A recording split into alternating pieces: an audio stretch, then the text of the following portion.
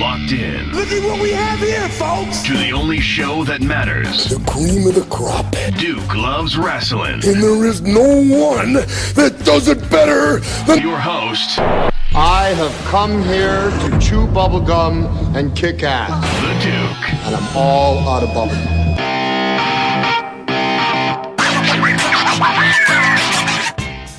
Welcome back to Duke Loves Rasslin, the show about pro wrestling and everything else. Listen, I am so pumped up this week, folks. Oh my goodness, it's crazy.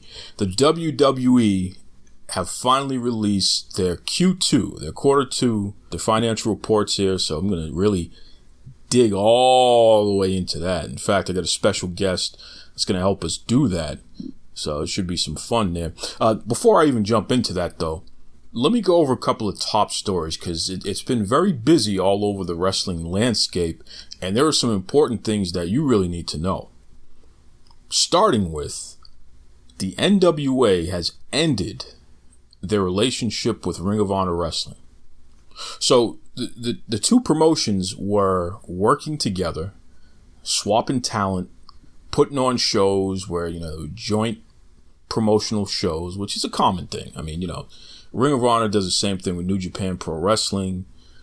The WWE, they have Evolve, which I guess that's kind of not the same thing because they're an investor involved. Nonetheless, Ring of Honor and NWA, they decided that at this time, the relationship, the talent swap, what have you, just wasn't worth it. So, maybe they'll go back to it at a later date, but it's ended for now.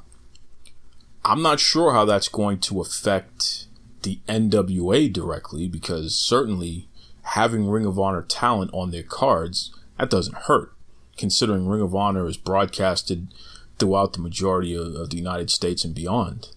And on the flip side, I don't know how that's going to affect Ring of Honor. I can't imagine it's going to be too negative for them, since they're the bigger promotion out of the two. I will say, I know that NWA, they're working on putting out a weekly program, which I think is going to be online strictly, at least in the beginning. But I think they're gearing up to launch that before the year is over. So this may have something to do with that. They really want to focus on developing their own stars and focusing on their own stars. And this could be the next step in doing that. So we'll have to wait and see what happens there. But hey, much respect to both promotions.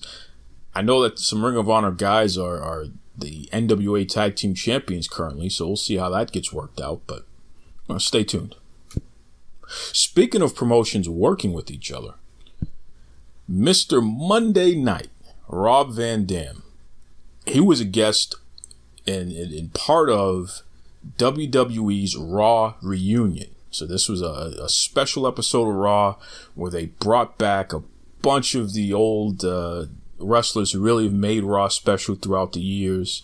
Ric Flair, Hulk Hogan, Booker T, Stone Cold Steve Austin, of course, Alundra Blaze, Medusa Michelli, who else? Caitlyn was there, Kelly, she ended up winning the WWE 24/7 championship, which is pretty cool.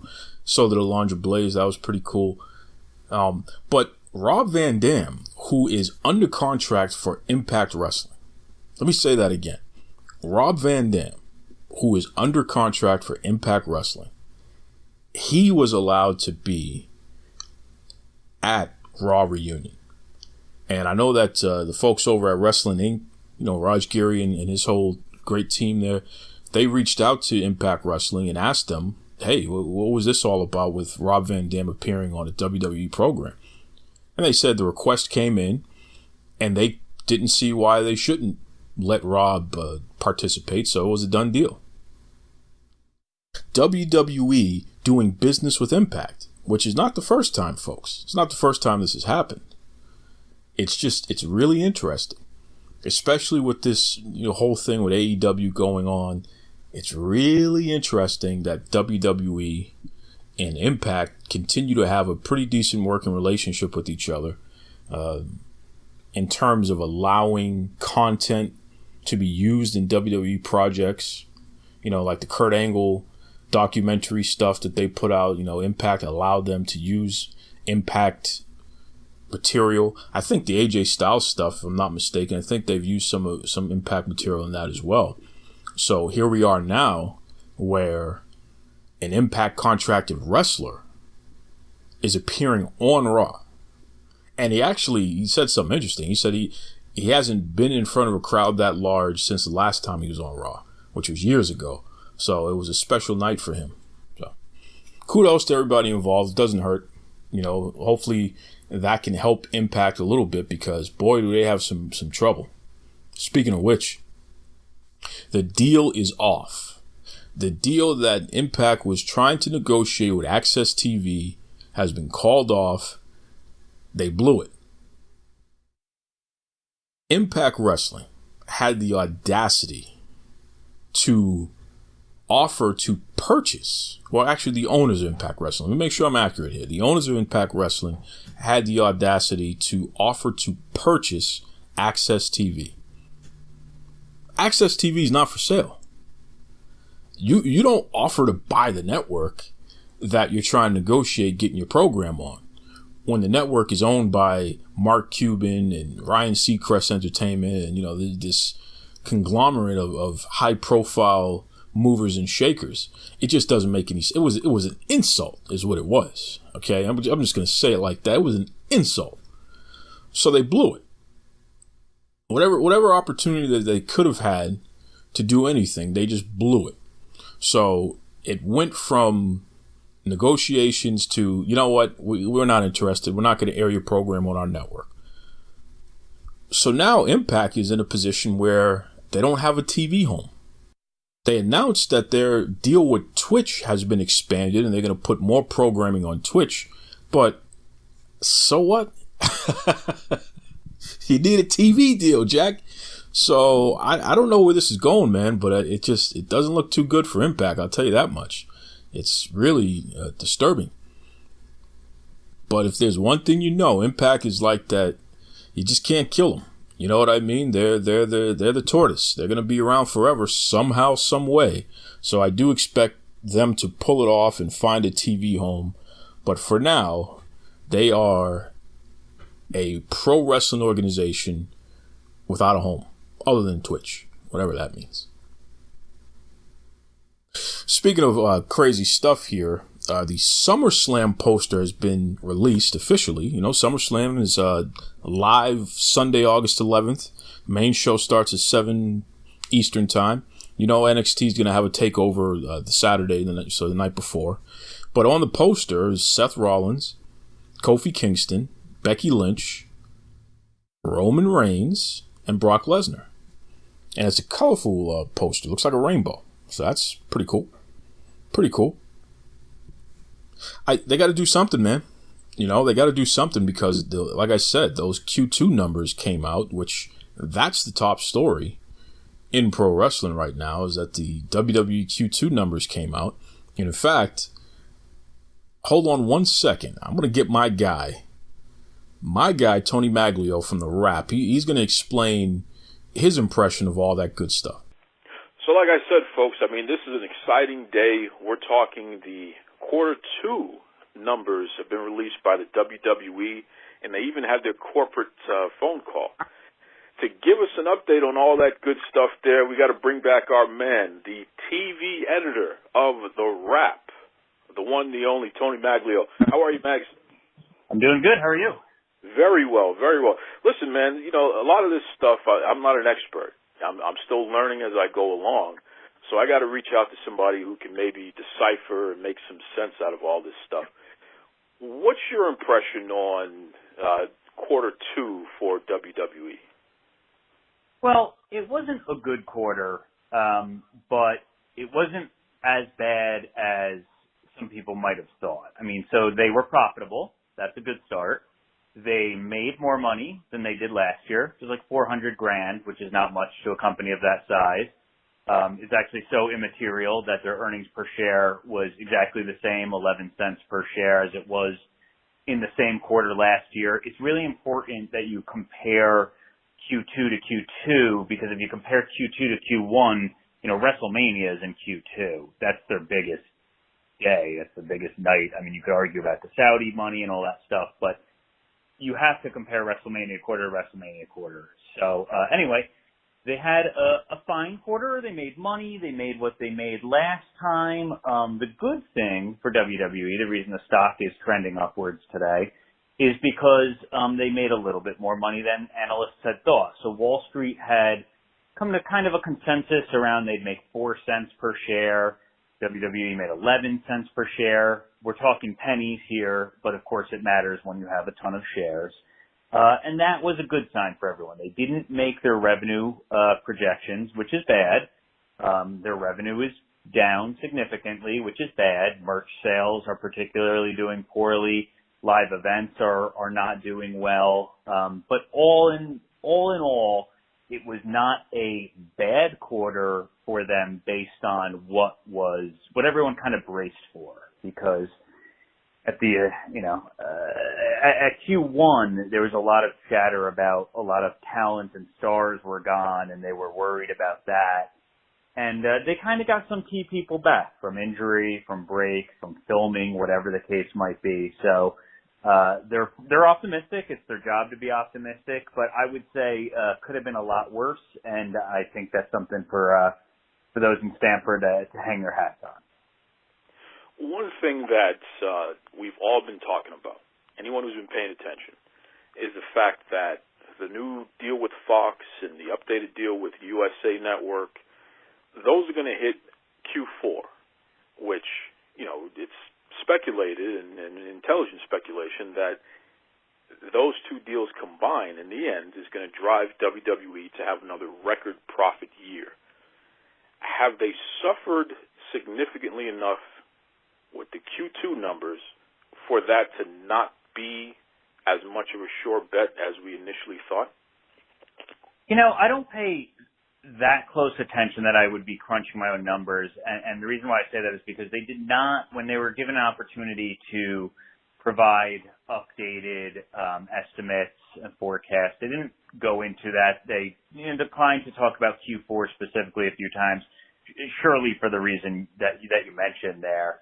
Also, the weird thing is the way that they have worded the Saudi Arabia, Middle Eastern stuff is very careful. They word it in a way that suggests that it could still not happen. Now, they're optimistic that it will. They think it will.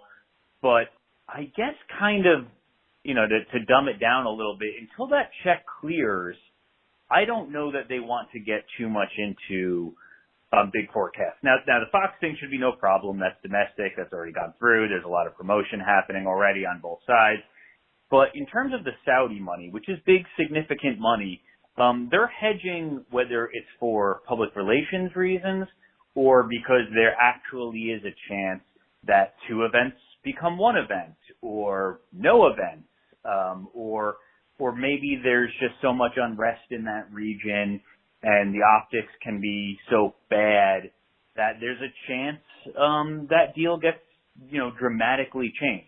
So to kind of answer your question, I'll be honest and say that I don't know. I don't know that they know. I don't know that people who spend a lot more time on this than I do know what Q4 will look like, and if Q1 and Q2 have killed the possibility for a record year. I would guess no, because there's such big bucks coming. But I don't want to pretend that I have an Excel spreadsheet here with flawless predictions either, because a lot of it hinges on what happens with live events, with merch sales, and in Saudi Arabia. Speaking of which, one trend that I've noticed is, especially during Raw, WWE has massive sales during Raw, and anyone who gets the emails from WWEshop.com or what have you, they'll notice that. Buy one, get one free, buy one, get a second one for $1, what have you. Their merchandise sales are definitely down in Q2. What do you attribute to that? Do you think, is it the discounts that they're offering, or legitimately you think people just aren't satisfied with the merchandise that's being offered currently? I think it's the latter. I tweeted out a line item well, it wasn't a line item technically. I did the math. I believe their merch sales were down 18.5% on WWE Shop, which is a lot in Q2, and it's not good. And I got so many responses. I didn't realize this was such a hot topic among fans about the quality of the T-shirts and the quality of the design. I would say more fans that got back to me have said it's a design issue more so than even a quality. Now, I own a few T-shirts. I wouldn't buy one that I don't like the design of, so I can't really speak to the design too much. I will say the quality on certain shirts is a little bit of a thick material. It doesn't wash well. It doesn't wear well. So I'm not personally in love with the WWE merch. But I would say that it's a combination based on the feedback I've received of the design, of the quality, and then truth be told, they don't have Stone Cold, and Roman is their top guy, and maybe he's gotten a little bit more popular. He doesn't really appeal to adults so much. The Becky Lynch stuff is great. I'm sure there's a section of men who don't want to wear women's, not women's apparel, of course, but the merch of female wrestlers. And then there's, obviously a ton of men we all see on TV that do because it says the man and it's really cool and it's 2019. So I would say a combination of all of those things. I don't think the designs are up to snuff. I think that's why you're seeing these big sales. When you see a big sale in $1 t-shirts or $5 t-shirts, you're not making much of a profit or any profit on those. They need to get their design issue fixed. I'm sure a lot of, wrestling fans who have $30, $40 to spend on a t-shirt have bought AEW tees lately. There's a lot of third-party places that offer more sophisticated designs and maybe more comfortable clothing. I think it's a problem they need to address. I also think, when live attendance is down, that impacts everything. I think they know that impacts everything, including online sales so that you could buy your favorite t-shirt not jacked up at the rate of a stadium or an arena and wear it to the show. So that's a very long way of saying I think they have numerous merch problems and just introducing new belts is not the way out. Sure. Well said. And I'll take it a step further. As somebody who has worked in the retail world previously in retail management, I can tell you that the worst thing you can have is a warehouse full of stuff that you can't move. Right. So even if you have to discount the hell out of it just to get it out of the way, you're at the very least freeing up warehouse space to do something else with it. Mm-hmm. So I think the strategy of the deep discounts, it may hurt, in the short term, but in the long term, it's probably going to save you something because, again, you could close warehouses and consolidate, or you can put more of what is actually selling in the space of the stuff that wasn't. So right. I'm sure somebody has at least considered that, and that's why. That's good stuff there. Now, you were on the call. You were on the corporate call, and you heard from, the co-president of WWE, and you heard from Vince McMahon, what have you. What are some key points that stuck out to you during that call? Well, I love listening to Vince talk because it's so different. I'm used to, this morning I did a Comcast Q2 call, and those guys, Brian Roberts, the CEO of Comcast, they talk much differently than Vince. Vince is a little less filtered, a little less prepared. I love hearing Vince speak. Look, first they do all of their we're optimistic, things are great, which every company does. That's not a WWE spin. That's being a publicly traded company. That's what you have to do when you have shareholders, whether it's true or not true.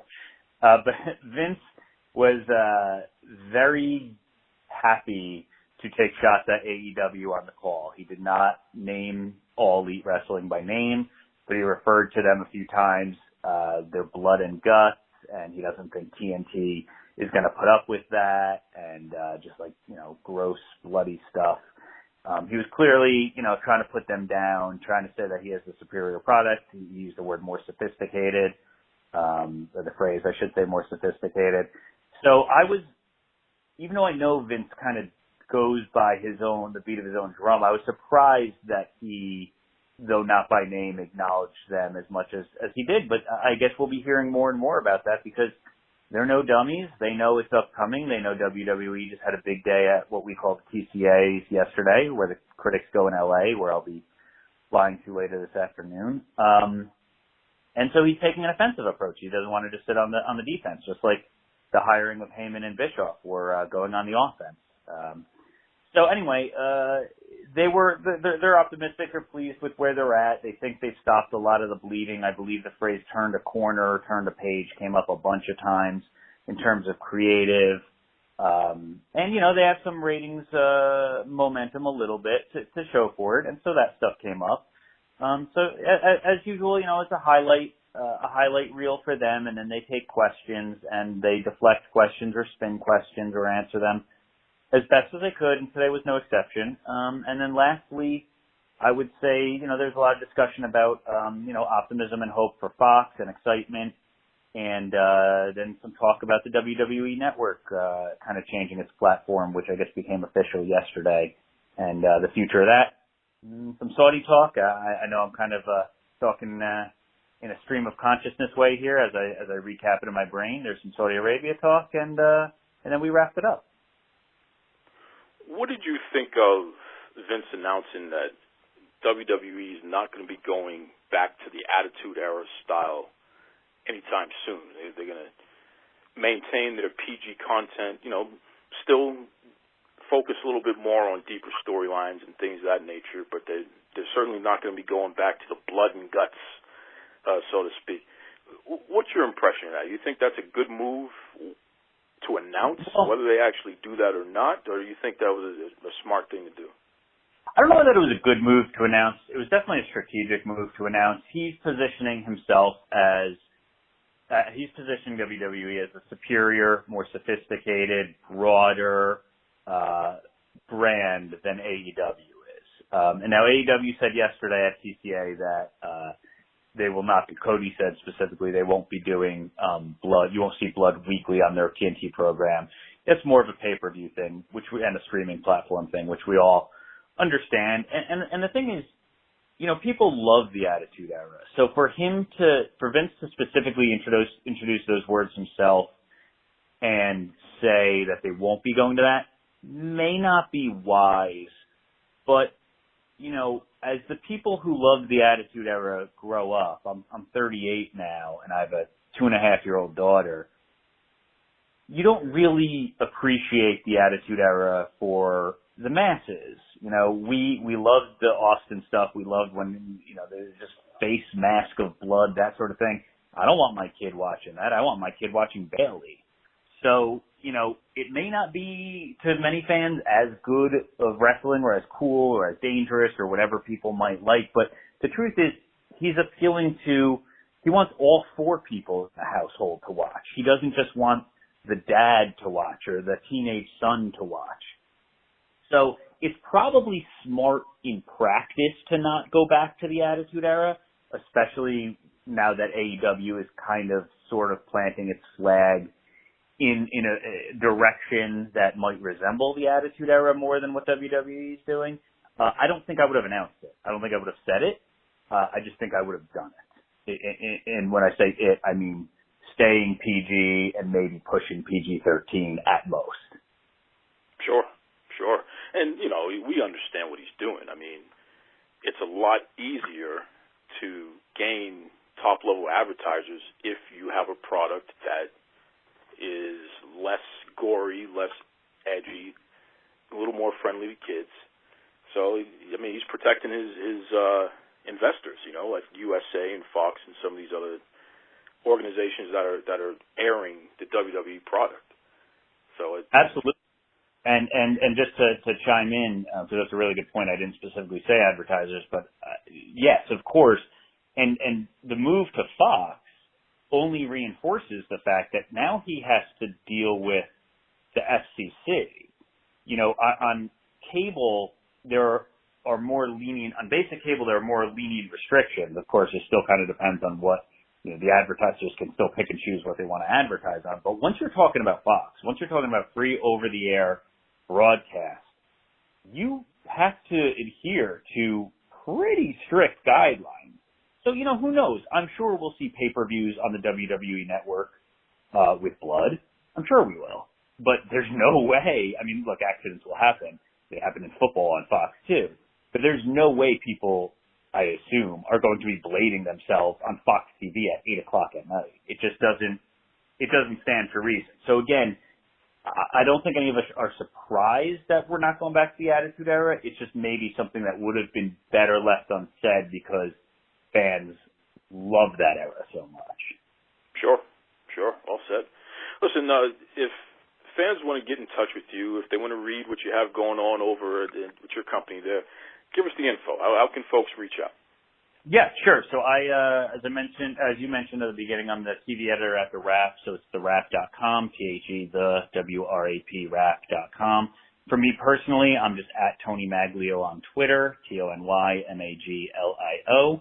That's probably all I have to plug. The Wrap is on all the social channels, and I get to write as much about wrestling as I can now that I'm in charge of the TV team. So you'll see plenty of content there. You won't be disappointed. Well, I've definitely noticed an increase in the wrestling content. And what I've also noticed is an increase in people going out of their way to show respect to what you're doing. Because, again, I mean, what you're doing with the Wrap, Tony, is you're a TV guy, you're a TV industry guy who's taking that sensibility and discussing wrestling with the broader knowledge of the TV industry behind you. And that's what's been missing in the conversation. So essentially you're bringing us into the modern era of understanding how to look at we nerds who want to talk about the business aspect of things and what have you. You're allowing us to see and understand it a lot greater. So appreciate that. Well, I appreciate you, man, and I appreciate your listeners. Thank you for having me on, and give me a ring anytime. I'll tell you, Tony Maglio, man, that dude is a solid dude. He really knows his stuff. You got to check out TheWrap, TheWrap. Just put it all together there, TheWrap. They're a trade publication that studies Hollywood and the TV industry. So they get into the nitty gritty of everything that affects those two mediums there. Really interesting stuff. They're a direct competitor to Entertainment Weekly, for instance. So just they really do a good job. And I have a lot of respect, a lot of admiration for Tony Maglio because he's a wrestling fan and he knows his stuff and he takes the sensibility from TV and applies it to wrestling. And I'm telling you, man, and I keep beating this horse until it falls off here, but we really need to do something about the way that we discuss pro wrestling in terms of ratings and what matters and how they're making money and all that good stuff there. Between Tony Maglio of TheWrap and my man Brandon Howard Thurston of WrestleNomics, those are two people who are approaching the discussion from a television contract consumer sensibility and a economical sensibility. They're approaching pro wrestling in a manner that is a much more fruitful, it delivers a much more fruitful discussion because it's highly intelligent, it's highly informed. It takes a lot of the guesswork BS out there that you hear from the usual suspects, Dave Meltzer, and it really digs into more facts and less, well, sources say. Forget about your sources say garbage. If you're strictly relying on Nielsen numbers to let you know what's good and what's not so good, what's successful and what's not so successful, then you really need to get your head checked because you're stuck in a time warp. It's not 25 years ago. It's 2019. There's a hell of a lot more ways to measure consumer interactivity and what matters. And once again, networks aren't shelling out billion-dollar deals on something that's failing. And what's interesting now, with the quote-unquote Nielsen ratings continue to climb up for WWE, for both Raw and SmackDown, what are these naysayers like Meltzer going to say now? What's going to be their excuse now? At some point, you got to cut the crap. And I think it's ironic that things like attendance and T-shirt sales are down, yet the TV ratings are going up. I don't know. Again, consumer interactivity it's a lot more complex puzzle than anything that folks like Dave Meltzer would lead you to believe and have led you to believe. It's ridiculous. All right, moving on. I just received a message, and I'm going to jump into action here. This is a scoop here. Our man Stix, he was on last week. He was talking about being at AEW Fight for the Fallen and some issues that he had at the venue. We did the podcast. It went all over the place, got tremendous coverage and what have you. And it looks like he's gotten a response. So hold on one second. Let's get our man Stix on the line. So like we said, folks, last week we had Stix on, and he shared a really unfortunate, not so great experience at Fight for the Fallen, specifically with the venue and the handicap accessible seating, how they were set up in such a way that people could stand up and literally block the view for those in wheelchairs specifically. They were not able to see any of the action, which is just really a disappointment. Since then, there's been articles written about it. Everyone on social media has shared the interview and shared their sentiments on this issue. And as a result, someone reached out to Stix. So, let's get Stix back on and have him explain what happened and where do we go from here. So welcome back to Duke Loves Rasslin. Stix, how are you, brother? Good, sir. Always a pleasure, my friend. This is an interesting saga as it continues. I got a call a couple days ago from someone in guest services, and essentially they apologized profusely, asked me what my experience is like. I explained everything that I explained in our interview last week, and they apologized some more, and I was basically told they would pass it along to the higher-ups, and that was the extent of our conversation. Okay. So you said guest services. Are we talking guest services of AEW or the venue? Oh, I'm sorry. No, guest services at Daly's Place, which was the venue, the amphitheater attached to the Jacksonville Jaguar Stadium where Fight for the Fallen was held. So they did reach out to you, which means that they clearly, how did they even, did they hear the interview? Did they read the article? How did they hear about? When I asked, the only thing that I was told was someone was forwarded an article that shared the link of the podcast. I don't know if the person I spoke with actually listened to the podcast, but I do know that there was an article sent their way in which they got my information through Ticketmaster, which was interesting, and gave me a call. Yeah, I didn't know that Ticketmaster was sharing people's information like that. So if that, in fact, is true, that's a problem. But so here you are. You're a person that has cerebral palsy, as you've shared with us. When you go to live events and what have you, you're in a wheelchair, just like everybody else and within the community and what have you. And even at that venue, you said you estimated it's probably about 1,000 people wrapped around in these handicap accessible seating sections here. So they had somebody reach out to you from guest services. Now, was this person a manager of guest services, director? Did they mention their title? I honestly, it was a brief conversation. I don't recall if there was a title mentioned, but I didn't get the impression that this was a person of any real influence. It was more like an apology call and kind of an information gathering call, if you will. Okay. All right. So information gathering. Did they give you any idea of when there'll be a follow-up conversation? Because they got the information, they got to figure it out, and then they call back, right, and figure out. Yeah. I also got the impression that this was the stopping point of their investigation, shall we say. I got the impression that this person was given the instructions to apologize profusely as you do in customer service, and gather as much information as possible from me, and then apologize some more, and hopefully I would be satisfied with that. Did they offer you a refund? Nope. What the heck? So let me just recap this again here.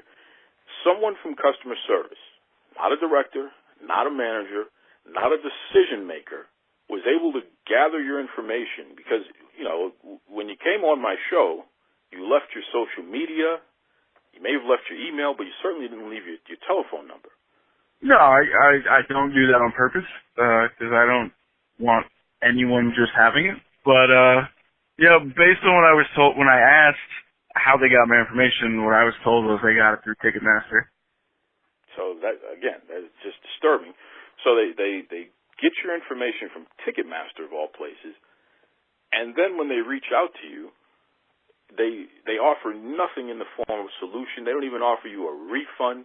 You offered to meet with them and actually, go around the venue and point out the issues and go over this stuff in detail. They didn't even take you up on your offer and have you come down. There was none of that. Just a whole bunch of I'm sorry and we'll see what we can do. Yeah, that is just...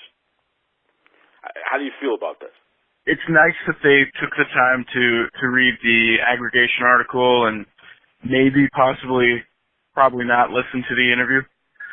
And it was nice of them to reach out and try to stroke my ego enough that I would let it go. But at this point, it's not about me anymore. Like, I'm gonna try and put this in perspective for you and all of the people hearing this right now. If you're a little kid, you're 10 years old, your first wrestling event, right, is AEW Fight for the Fallen, and you're in a wheelchair. Your parents spend money on a ticket, a nice ticket, for you to have a good view of the show.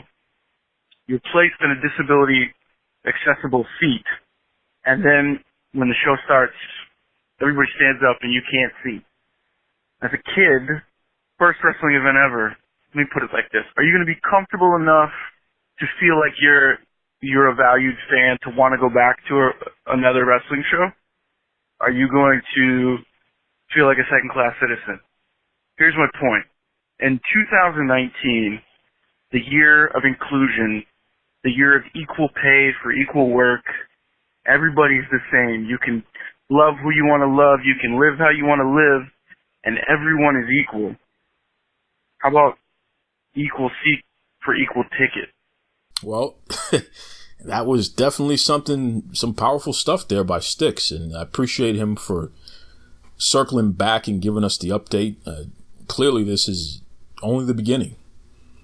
But I'll tell you this much. If this is the way that the ownership and, their venue and the people that they have in place to take care of customer concerns, and at this point, this is a big concern. This is a legal issue, quite frankly.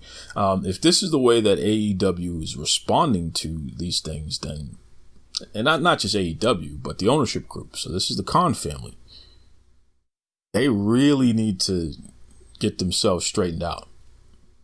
Because I'll tell you right now, and again, I'm a guy that has spent plenty of time in government, corporate America, private business, retail. I've done a lot of management all over the place, and I can tell you, when you have something as important as disabled customers having an experience in which you did not deliver on your promise.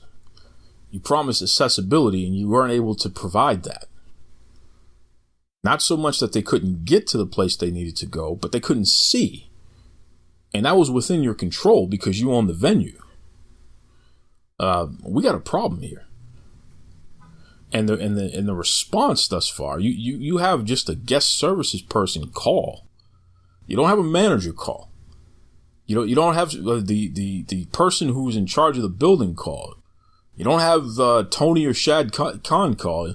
You have literally a guest services rep And the way that they handled it was just inadequate, just not acceptable. Again, this is only the beginning, and I know Stix is going to continue to figure out what comes next, but boy, this is just amateur hour. It's the best way I could describe it. Just amateur hour. And it's insulting to everybody, including the handicapped community, especially.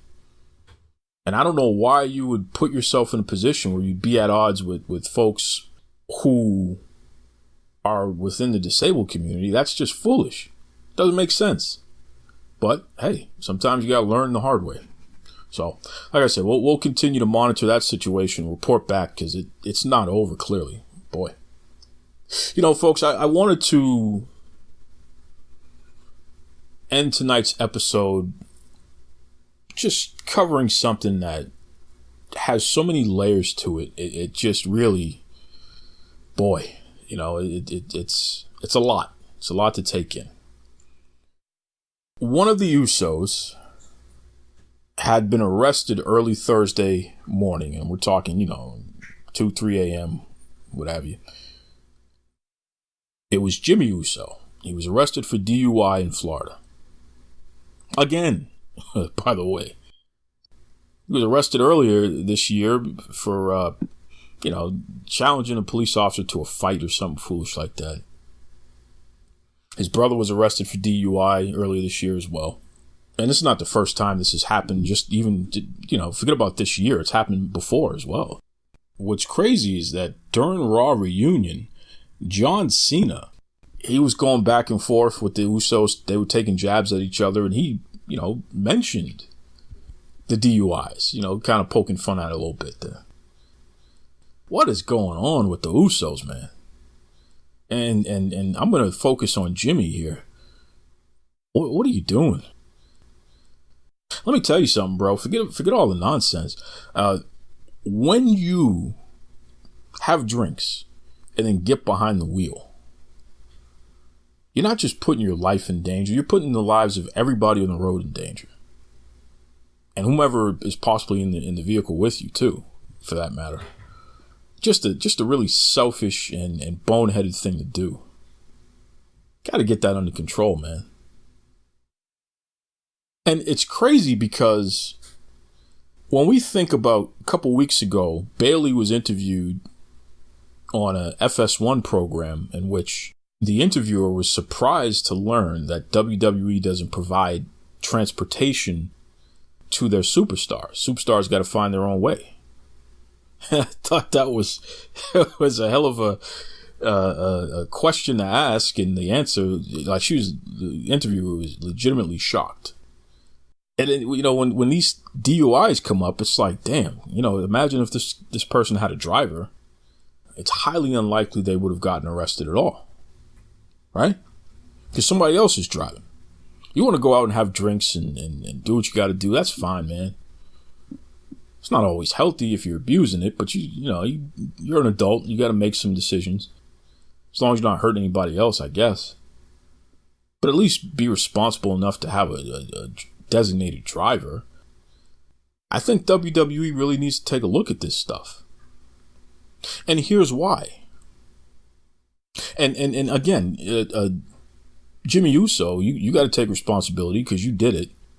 But let me table Jimmy for a second and let me look at you, WWE. These folks are putting their bodies on the line. They're getting bounced around. They're constantly in pain. They are constantly in pain.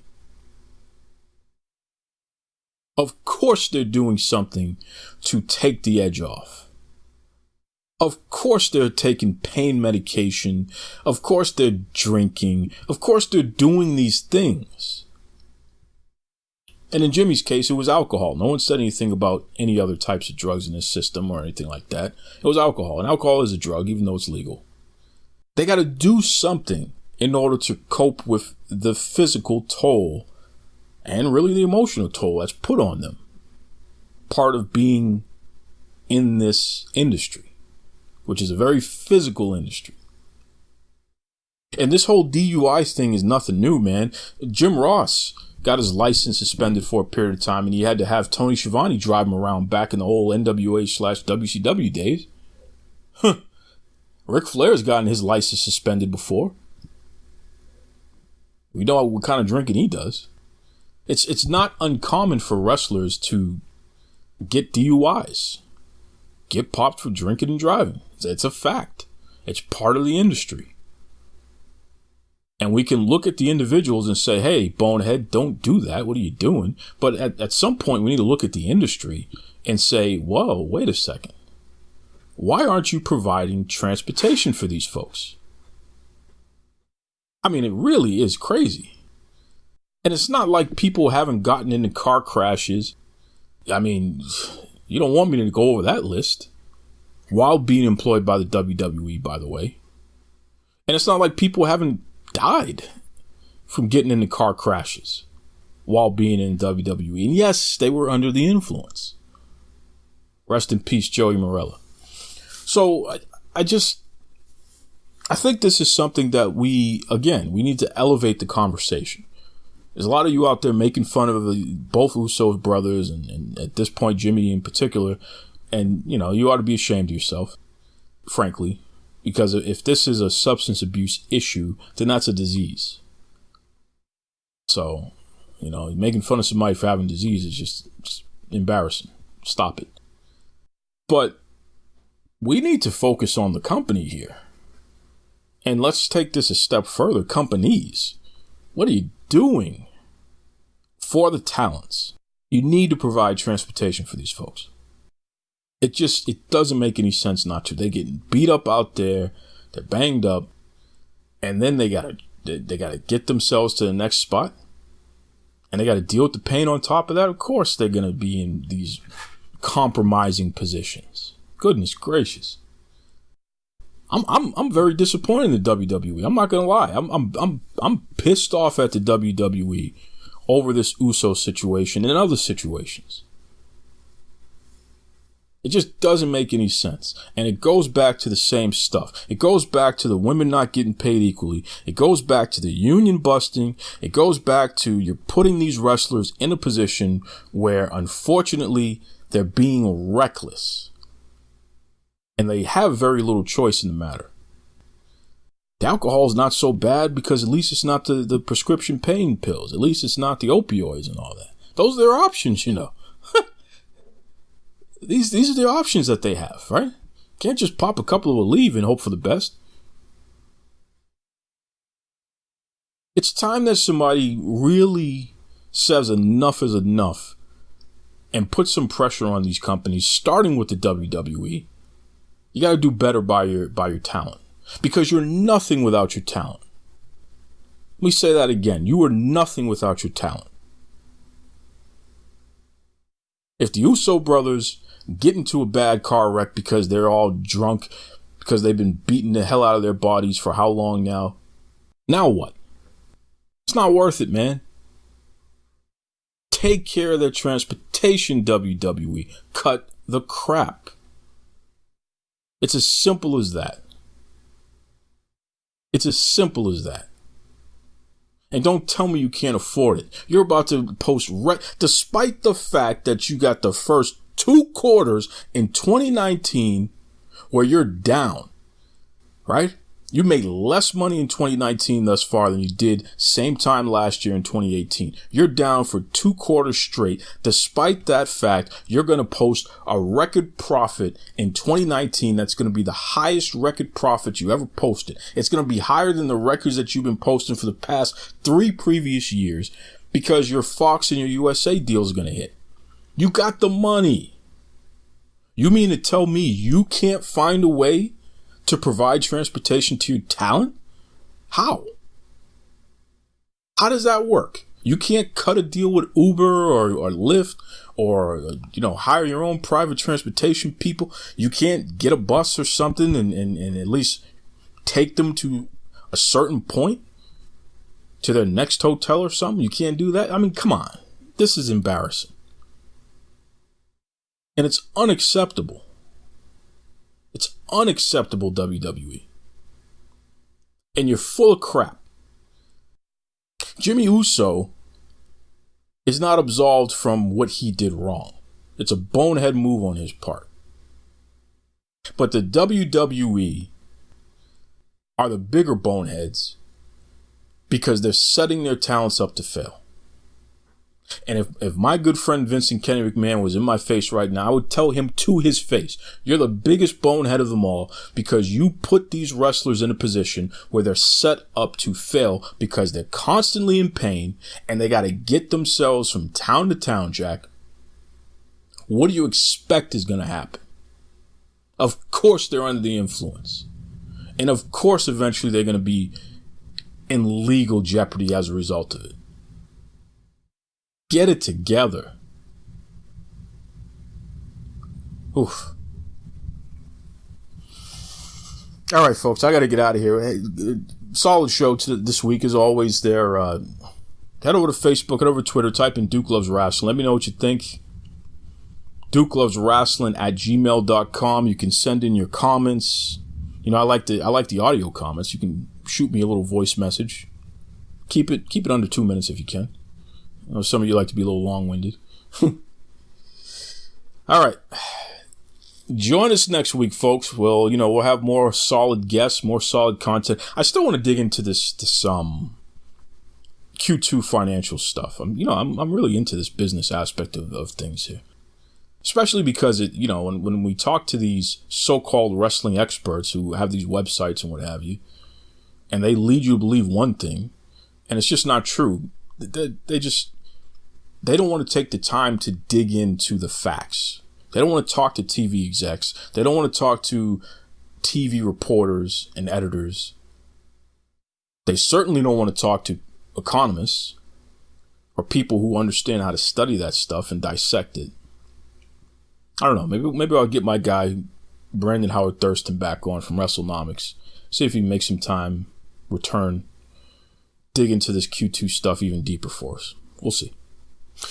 Till then, though, be kind to yourselves, be kind to others. Take it away, Tony Schiavone. Mr. Tony Schiavone, and we're desperately out of time on Duke Loves Wrestling.